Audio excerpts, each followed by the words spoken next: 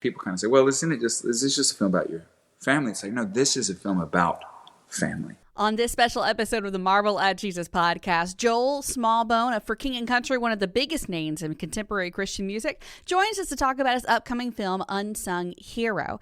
He tells us the heart behind the film and how he saw the character of Jesus displayed, plus how he and his band brother Luke didn't get along when they were kids, and finally, about their collaboration on an iconic 90s Christian song with the original writer.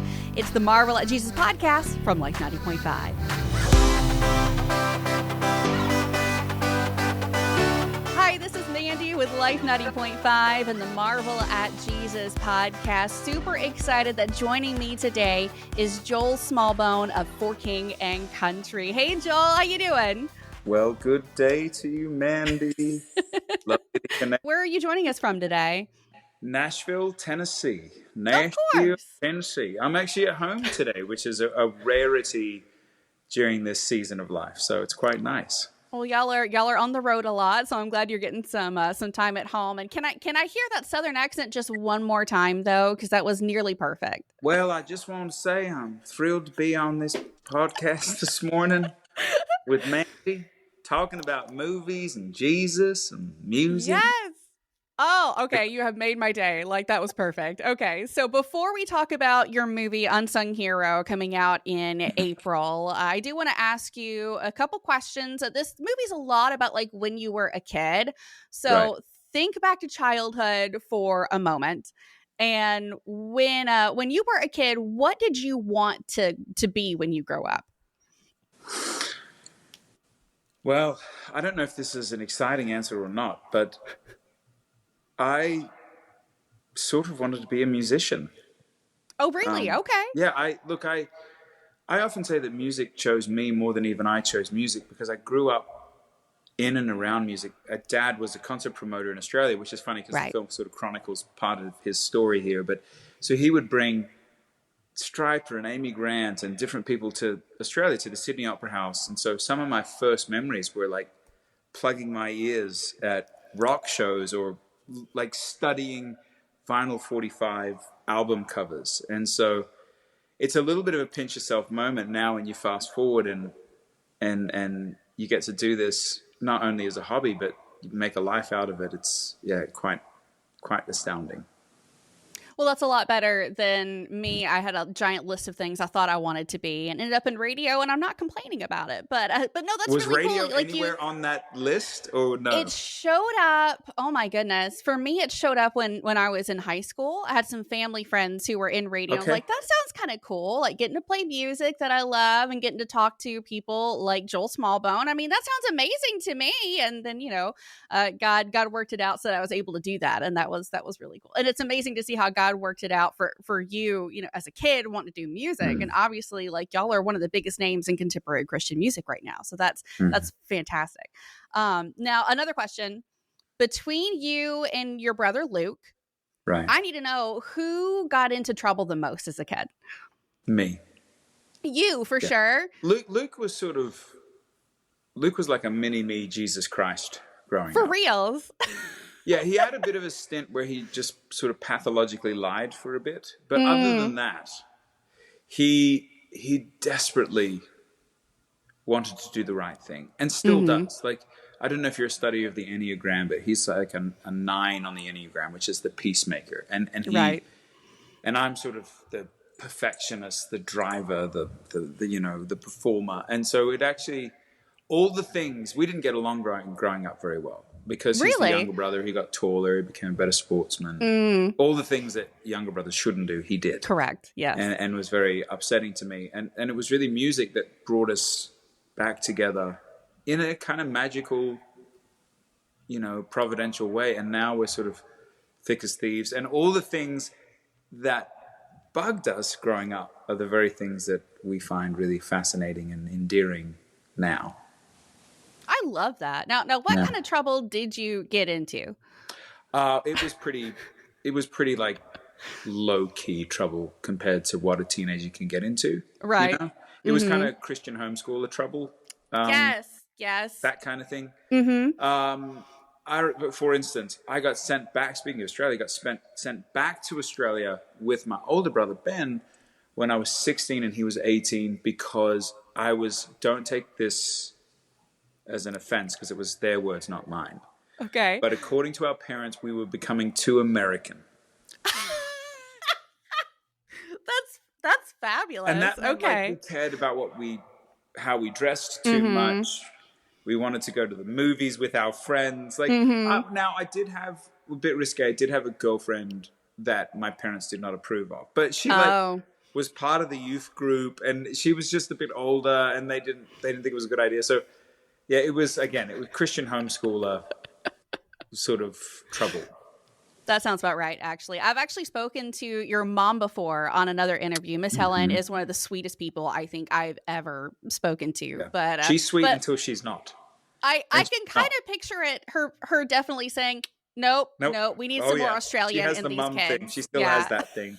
She has 15 grandchildren with one on the way, and she has that no, we're not doing that thing. Right. I love her so much. That is so great. All right, so let's go on to talking about the movie coming out April the 26th, called Unsung Hero. So, so Joel, what can you tell us about that movie? You've been working really hard on it for the last little bit. We have. Well, I'll take you all the way back to the beginning, Mandy, since we've got time here. Luke and I have been telling this sort of our parents' origin story since we started as a band. As kind of a pay it forward idea, we share about it and really share about the fact that there are so many needy families and children around the world today. And if it weren't for people, the church, Americans stepping in the gap when we first moved, we wouldn't be here. So the film chronicles that time. It was, our dad was a concert promoter in Australia. He lost everything on a tour and got offered a job in the States. So 6 kids, 1 on the way, 16 suitcases. Mom and dad moved, and then when we arrived, he lost his job. And the heart of the story is really kind of falls in that time frame. Our sister Rebecca St. James was just starting as an artist, and there's a lot of tragedies, a lot of triumphs that took place inside this kind of 1 or 2 year period. We were very young at the time, but it's always been a miraculous, fantastic story. And so as Luke puts it, we were homeschooled. So people kept coming and saying, hey, you should write a book. And we said, well, we don't read and write very well, so we'll make a movie. And that's what we did. We started developing it in 2020 in the middle of the pandemic. And Luke produced it. I very self-indulgently co-wrote it, play my dad in the film, which we've dubbed a sort of a very expensive therapy session, and also go ahead, sorry. Co-directed it. So, Well, I was going to ask about that. What was it like? I mean, you had some acting experience, like you've done some stuff already, but what was it like playing your own father instead of some character that was made up or you didn't know? What was that like? I mean, everyone's all about the multiverse these days, and it was a very multiverse moment, because it was like, I am my dad, but and I'm looking at me but that's my son, but it's an actor, and you're kissing your mum, but it's just all but she's your wife. So it was a very multiverse moment, but in all seriousness, it was kind of magnificent at the same time. And I would encourage anyone, if you have the opportunity to, at very least, walk through, put yourself in your parents' shoes, even if you can't play it out in a movie, particularly going back to the pinnacle, pivotal, traumatic times of their life. Do it. Because I find we're often so lazy with each other, particularly with our parents. We're like, bro, I don't know why you do this, mom and dad. Why you act this way? And it's like, well, hang on. They were born into a different time, right? Born into wars, and they were born into a whole different world. And what it gave me was this great empathy that I'm embarrassed to say I didn't have for my dad until playing him in a film at this level, at least, for sure. I think that's really interesting that we don't really. We know our parents as our parents, and trying to get to know them more as just another person instead of the person who raised you and, you know, disciplined you and all the Yeah. things. And Yeah. my dad went through some health stuff recently, and so we were kind of worried about him for a little bit. But getting to sit down and just chat with him as a person and get to talk to him about his life and ask him all these questions that I've just been too lazy to ask. You know, it just Yeah. makes you really appreciate your parents all the more, for sure. So that's Really fabulous. does. It really does. And what's cool too about this film is, you know, people kind of say, well, is this just a film about your family? It's like, no, this is a film about family. Mm-hmm. Like, this is a film about mums. We didn't just make this as a, you know, honor project for our parents. Yeah, sure, that was part of it. We made it because we feel like, you know, the greatest storyteller who ever lived, you know, Jesus Christ, modeled this idea of telling stories to inspire. Yeah. And so that's the real heartbeat behind it. And we're really proud, even just with the screenings. It's like you see 18-year-old, 16-year-old girls, they just look at Rebecca and they go, she's the unsung hero. Mm-hmm. Or mums look at Helen and they go, she's the unsung hero. Or men, you know, husbands and fathers look at David, middle-aged men trying to navigate through life, and they go, you know, he's an unsung hero of sorts. And so it's a real cool, while it's really intimate as a story, it feels very broad in its appeal and application. Yeah. Now, the story that you tell in Unsung Hero about your family, I mean, this is all stuff that happened years ago, you know, a long time ago. But why do you think the story and the message is relevant for people in 2024 and beyond? You're right. It is it's a 90s story. I mean, obviously it's a true story, and different world in some ways then, particularly technologically. I think it's important because sometimes you have to look back to figure out where you're going. And number one. And number two, you'll find that the human story, while the environments have changed, the human story of struggle and hope and loss and love, you know, these great tenets of what it means to be human, you can drop into Pride and Prejudice, or you can drop into The Chosen, or you can drop into a 90s film in this case, and you can see these themes and these threads still playing out today. Mm-hmm. And I think also there's a lot that is facing the family that 90s was a simpler time comparatively, you know. Yeah. Mm-hmm. And I think there's something, again, in looking back, you can look back and go, wow, maybe we should be sitting around the dinner table singing grace and talking. Or maybe, you know, I need to slow down a bit. I mean, like, these things that were very real to life in our childhood, maybe there's something, I know for me, I've learned a lot through it in looking back. Maybe there's something for the viewer as well in their life. Well, I know as we read through the scriptures, we often learn about the character of God, right? But oftentimes, just kind of looking back through our own lives and our own histories, we get to see those threads of how God has done things throughout our lives and really showed his character in same character, but just showing it in a whole different way, a very personal, tangible way.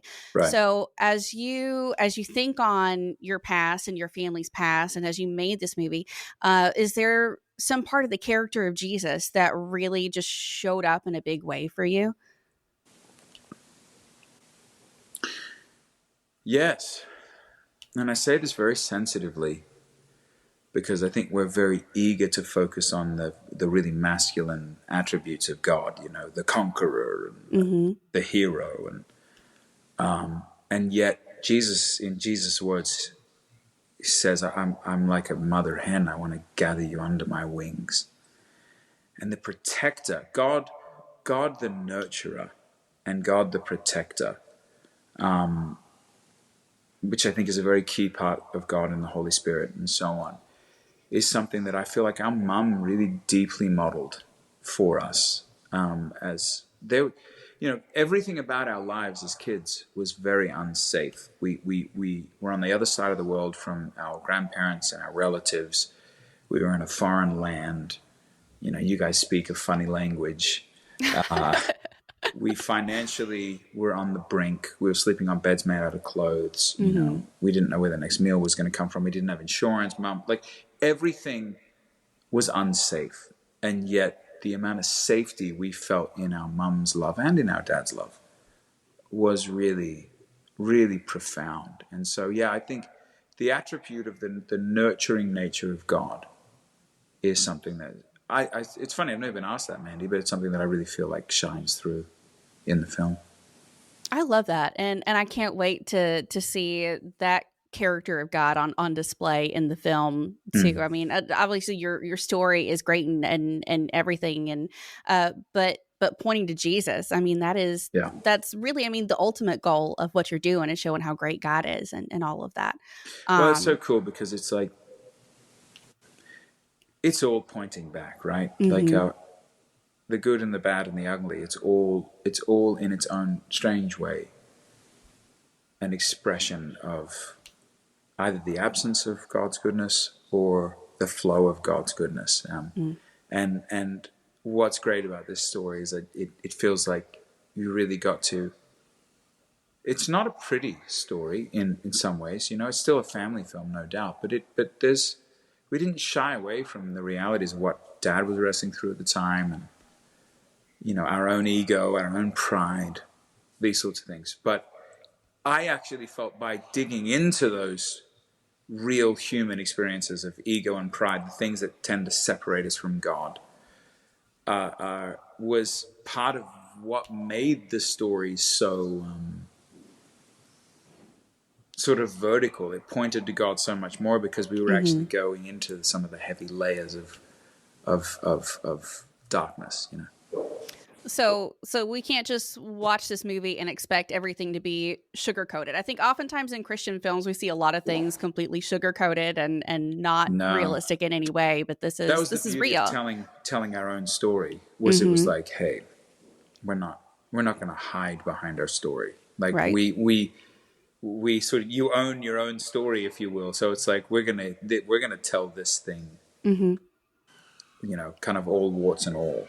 And I think we really did. You know, Mum and Dad, to the point that Mum and Dad were pretty uneasy about it at points. Really, but came to the place and have come to the place of seeing the importance of portraying these moments, and they've been very valiant, and particularly Dad, in going, it's okay, like you can share that.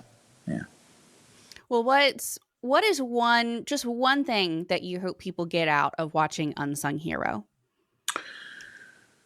So many things, but April 26th is the release date, like we mentioned. It's also our parents' 49th wedding anniversary. Oh, congrats to them. Yeah, so it's a Lionsgate, who's the distributor. They picked the date, and about a week later I was on the phone with Mum, and I said, oh, they've picked the date, Mum, it's April 26th. And she says, oh, you know, that's our wedding anniversary, right? Aww. And I was like, yeah, that's why we did it.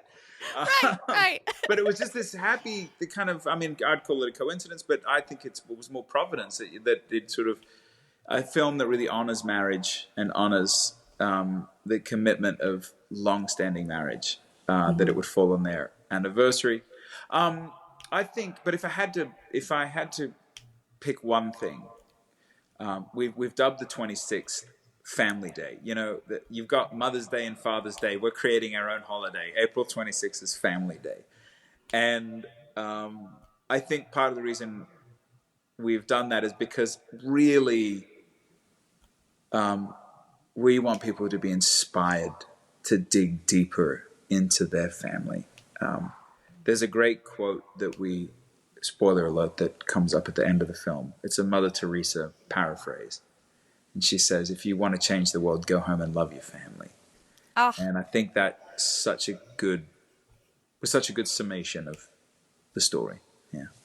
I love that so much. Looking forward to seeing it on April the 26th. Now, one other question I have for you. Yes. We were very thrilled when For King and Country put out a new version of My Place in This World with Michael W. Smith. Right. Can I just tell you, that was the most fantastic thing I have ever heard. So what was it like doing that song and working with Michael W. Smith on it? It's always a tricky business, collaborating. People asked a similar thing when we collaborated with Dolly Parton a few years back, and the short answer is that was magical. Right. But Michael has been sort of a mainstay in so many of our lives, for our whole lives. And we're fortunate to live in the same town as him and his family, and fortunate to have grown up with his kids. And so we've always had that kind of cross connect. But there's something about taking what was, I think, one of the most defining songs of his career, that was written from basically a woman saying, hey, I'm a suicidal woman saying, I just can't seem to find my place in this world. And taking such a beloved song and reimagining it. I mean, it's sort of terrifying because you want to honor it, you want to honor him, but you want to put your own spin on it. Right. And we just had this moment, I remember in the recording, we were like, wouldn't it be amazing if Michael actually showed up on this track and sung the chorus that you've heard so many times, but sung it sort of an octave down in this sort of quieter moment. How cool would that be? And what I'm so proud of, Mandy, is sometimes in creativity you have an idea, and then in the reality and the idea are two very different things. But we had this idea of him singing that down chorus, and I've cried just when it hits. It's so moving, if I dare say so myself. And so much of that is just him. I feel like we were able to encapsulate the heart of, modernize it, sure, give it a For King and Country flair, sure, but really just encapsulate the beauty of what he and Amy Grant, who was a co-writer on it, and so on, what they captured in the early 90s. So it was marvelous. It was marvelous. And he's great. Like, he's so excited about it, which is so humbling to us. So he's like sending these texts, like there would be a quote that someone puts out, like ABC Radio put out a quote the other day that was like,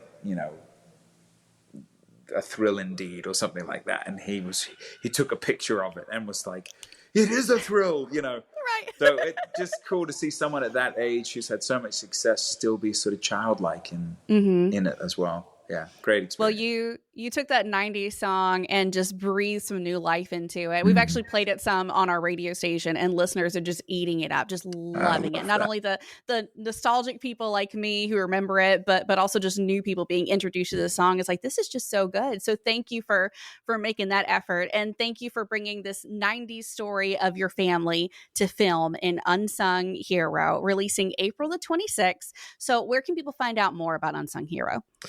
Hopefully you're just getting bombarded with it right now. Right. But you can go to unsungheromovie.com. Anywhere on our For King and Country platforms, you'll find a way through to it. You can find it through Lionsgate. You can find it through Kingdom Story Company. There's a lot of great avenues. But yeah, just search Unsung Hero. Hopefully it should be the first thing that pops up. Well, thank you for joining me today so much. Like, this has been a great conversation, and we look forward to seeing the movie and everything else that you guys bring with For King and Country. Thank you so much. Thank you, Mandy. Hey, if you enjoyed this episode of the Marvel at Jesus podcast, go ahead and subscribe so you can get the next episode as soon as it comes out from Life 90.5.